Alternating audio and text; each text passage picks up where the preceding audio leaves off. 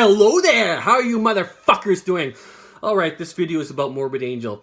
They are one of the original death metal bands here from Tampa Bay, Florida, and they formed back in 1983. The band has had several different members throughout the years, but the only original member is Trey Zagsow. He is the guitarist and one of the main songwriters. The band is still very active and still tours regularly. They also have many different albums though. What is cool about their albums is that they follow in like a alphabetical order. Very cool concept. I'm going to go through their albums right now. This album is entitled Abominations of Desolation. This came out in 1986. This is not their first full-length album. This is considered a demo. It was originally supposed to be their first full-length album, but for whatever reason they decided not to release it. However, Eric Records later re-released it back in 1991. So this is a demo, okay? This album here is entitled Ultras of Madness. This came out in 1989. This is their first official full-length album and contains the classic lineup of David Vincent on bass and vocals, Trey Zagsow on guitar, Richard Brunel on guitar, Pete Sandoval on drums. This is considered like a real classic. A lot of people consider this to be one of the greatest death metal albums of all time. Blessed Are the Sick. This came out in 1991. Also another classic. This is the last album that Richard Brunel performed on. Great album. Alright, Covenant. This came out in 1993. I think this is one of their highest selling albums. Domination. This was the last album that David Vincent performed on at the time. This also contains Eric Rutan on guitar. He is best known as the vocalist and guitarist of Hate Eternal. Cool album.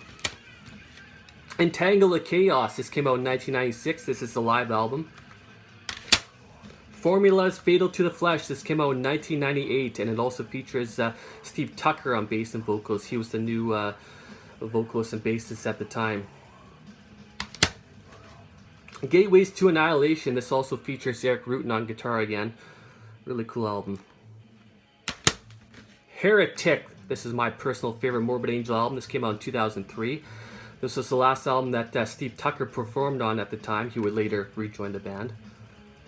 Alright, Heretic. Fantastic album. Elude Divinum Insanus. This came out in 2011. This is a pretty controversial album.